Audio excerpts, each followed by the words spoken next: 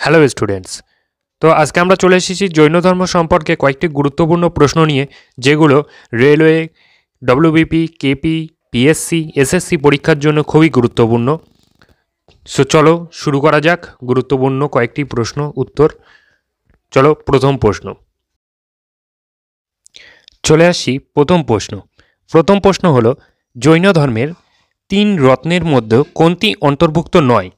জৈন ধর্মের 3 রত্নের মধ্যে অন্তর্ভুক্ত আছে হলো সঠিক পথ, সঠিক জ্ঞান, সঠিক চরিত্র। তাহলে অন্তর্ভুক্ত নয় কি হবে? সঠিক অর্থ। Option B right answer. দ্বিতীয় প্রশ্ন, কখন প্রথম জৈন সম্মেলন অনুষ্ঠিত হয়েছিল? প্রথম জৈন সম্মেলন অনুষ্ঠিত হয়েছিল 300 খ্রিস্টপূর্বে, 300 খ্রিস্টপূর্বাব্দে। এটা কোথায় অনুষ্ঠিত হয়েছিল? এটা অনুষ্ঠিত হয়েছিল পাটলিপুত্রে এবং এর সভাপতি কে ছিল? স্থূলভদ্র ছিল এর সভাপতি। স্থূলভদ্র এর সভাপতি, এবং এটি অনুষ্ঠিত হয়েছিল পাটলিপুত্র।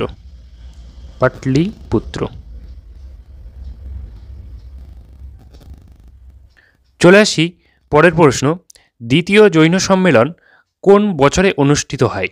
দ্বিতীয় জৈন সম্মেলন অনুষ্ঠিত হয় 500 খ্রিস্টাব্দে। 500 খ্রিস্টাব্দে অনুষ্ঠিত হয়। এটি কোথায় অনুষ্ঠিত হয়েছিল? এটি অনুষ্ঠিত হয়েছিল গুজরাটের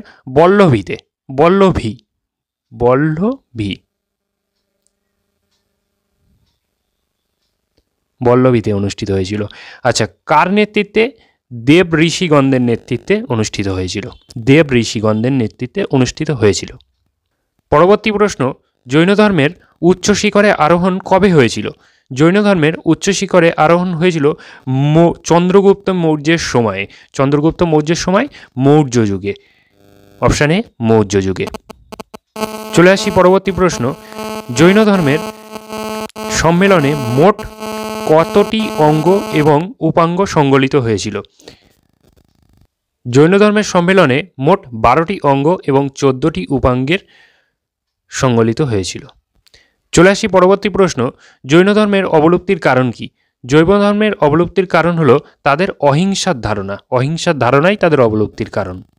জৈন ধর্মে বলা হয়েছিল তারা অতিরিক্ত অহিংসার ধর্মকে গ্রহণ করেছিল। অহিংসার ধর্মকে গ্রহণ করা যেমন বলা হয়েছিল যে অসুখ যদি করে তাহলে ওষুধপত্র খাওয়া উচিত নয়, কারণ ওষুধ জীবাণুকে মেরে ফেলে, আর জীবাণুকে মেরে ফেলা তো উচিত নয়।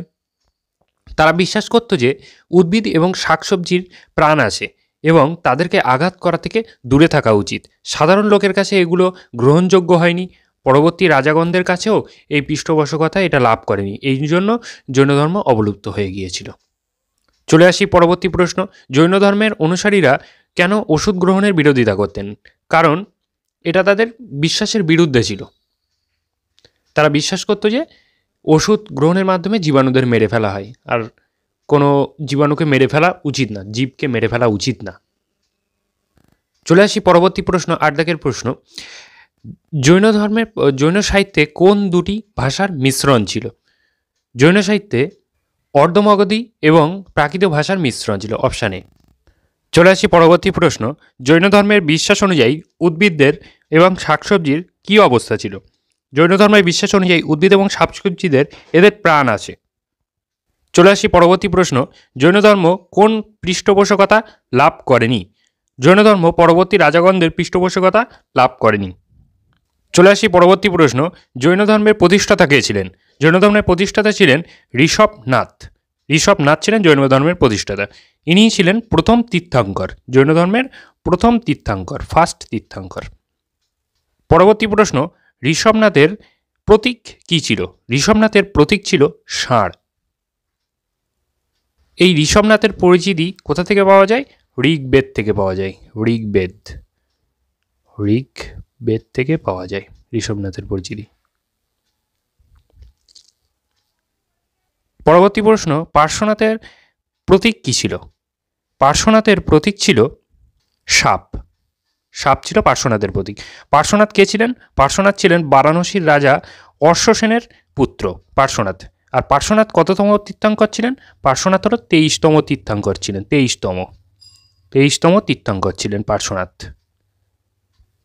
জৈন ধর্মে মোট কতজন তীর্থঙ্কর ছিলেন? জৈন ধর্মে মোট 24 জন তীর্থঙ্কর ছিলেন। প্রথম কে ছিলেন? প্রথম ছিলেন হলো ঋষভনাথ, যিনি জৈন ধর্মের প্রতিষ্ঠাতা। চলে আসি পরবর্তী প্রশ্ন, মহাবীর বর্ধমান কোথায় জন্মগ্রহণ করেছিলেন? মহাবীর বর্ধমান জন্মগ্রহণ করেছিলেন মুজাফফরপুরে। মুজাফফরপুর। কত খ্রিস্টাব্দে? 540 খ্রিস্টপূর্বাব্দে। খ্রিস্টপূর্বাব্দে। কোথায় জন্মগ্রহণ করেছিলেন? বিহারের মুজাফফরপুর জেলার কুন্দগ্রামে তিনি জন্মগ্রহণ করেছিলেন। আচ্ছা, বর্ধমান মহাবীর কততম তীর্থঙ্কর ছিলেন? বর্ধমান মহাবীর 24তম তীর্থঙ্কর ছিলেন। 24তম। পরবর্তী প্রশ্ন, মহাবীরের পিতা কেমন ছিলেন? মহাবীরের পিতা ছিলেন জ্ঞাত্রিকা জাতির প্রধান। মহাবীরের পিতা ছিলেন। চলে আসি পরবর্তী প্রশ্ন, মহাবীর বর্তমানের মাতা কী রকমের বংশধর ছিলেন? তিনি বৈশালীয় লিচ্ছবি বংশধর ছিলেন। বৈশালীয় লিচ্ছবি বংশধর রাজকুমার চেতকের বোন ছিলেন তিনি। মহাবীর আবার বিম্বিসারের আত্মীয়ও ছিলেন। তিনি যশোদাকে বিয়ে করেছিলেন, আর প্রিয়দর্শনা নামে একটা কন্যা ছিল তার, যার স্বামী জামালি বর্ধমান মহাবীরের প্রথম শিষ্য হয়েছিলেন। মহাবীর বর্ধমানের প্রথম শিষ্য কে ছিলেন? কে ছিলেন? জামালি। জামালি কে ছিলেন?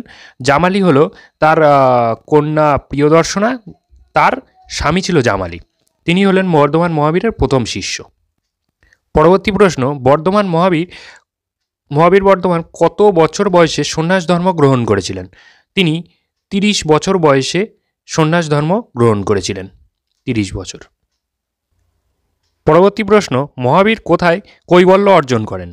মহাবীর কৈবল্য অর্জন করেন জিম্বিকা গ্রামে। জিম্বিকা গ্রাম। আচ্ছা, কৈবল্য অর্জন মানে কি? কৈবল্য অর্জন মানে হলো চরম জ্ঞান লাভ করা। পরবর্তী প্রশ্ন, মহাবীরের মৃত্যুর সময় তার বয়স কত ছিল? মহাবীরের মৃত্যুর সময় তার বয়স ছিল 72 বছর। 72 বছর, অপশান সি। কত খ্রিস্টপূর্বাব্দে? 468 খ্রিস্টপূর্বাব্দে বর্ধমান মহাবীর পরলোক গমন করেন 72 বছর বয়সে। পরবর্তী প্রশ্ন, মহাবীরের অনুসারীদের কি নামে ডাকা হতো? জৈন সম্প্রদায়। পরবর্তী প্রশ্ন, মহাবীর নামের অর্থ কি? মহাবীর নামের অর্থ হলো মহৎ ব্যক্তি। অপশান ডি, মহৎ ব্যক্তি। পরবর্তী প্রশ্ন, মহাবীরের ধর্মপ্রচার করেছে কোন বিষয়ে? ব্রহ্মচর্য বিষয়ে। ব্রহ্মচর্য বিষয়ে। পরবর্তী প্রশ্ন, ভদ্রবাহু কি কারণে অনুগামীদের শ্বেত বস্ত্র পরিধান করতে অনুমতি দেন? কোন কারণে? দুর্ভিক্ষের কারণে। পরবর্তী প্রশ্ন, জৈন ধর্মের কোন দুটি প্রধান বিভাগ আছে? শ্বেতাম্বর আর দিগম্বর। দুটি প্রধান বিভাগ। দিগম্বর কাদের বলা হতো? দিগম্বর যারা হলো নগ্ন ছিল, আর শ্বেতাম্বর কাদের বলা হতো? যারা শ্বেত বস্ত্র পরিধান করত। পরবর্তী প্রশ্ন, ভদ্রবাহু কে ছিলেন? ভদ্রবাহু ছিলেন প্রবাসীদের পথপ্রদর্শক। চলে আসি পরবর্তী প্রশ্ন, মহাবীরের টিচিংস এর মধ্যে কি অন্তর্ভুক্ত ছিল? এর মধ্যে বেদের কৃতিত্ব অন্তর্ভুক্ত ছিল। চলে আসি পরবর্তী প্রশ্ন, জৈন ধর্ম অনুযায়ী ঈশ্বরের অস্তিত্বের প্রতি তাদের বিশ্বাস কেমন ছিল? এরা ঈশ্বরের অস্তিত্বকে অস্বীকার করত। পরবর্তী প্রশ্ন, জৈনদের মতে কৃচ্ছক সাধনের উদ্দেশ্য কি? এদের কৃচ্ছক সাধনের উদ্দেশ্য ছিল মোক্ষ লাভ করা। পরবর্তী প্রশ্ন, অহিংসা জৈন ধর্মে কিভাবে মানা হয়? অহিংসা জৈন ধর্মে কঠোরভাবে মানা হতো। পরবর্তী প্রশ্ন, জৈনদের মতে দেবদেবী কি স্থানে থাকা উচিত? জৈনদের মতে দেবদেবীর আত্মার থেকে দেবদেবীর স্থান ছিল অনেক নিচে। পরবর্তী প্রশ্ন, জৈন ধর্মে বিশ্ব ভ্রাতৃত্ব সম্পর্কে ধারণা কি ছিল? বিশ্ব ভ্রাতৃত্বে বিশ্বাসী ছিল যারা জাতি প্রথার প্রতি অবিশ্বাস ছিল তাদের। জাতি প্রথার প্রতি অবিশ্বাস ছিল তাদের। সো এই কটাই প্রশ্ন জৈন ধর্ম থেকে। ভিডিওটি ভালো লাগলে লাইক সাবস্ক্রাইব করে দেবেন।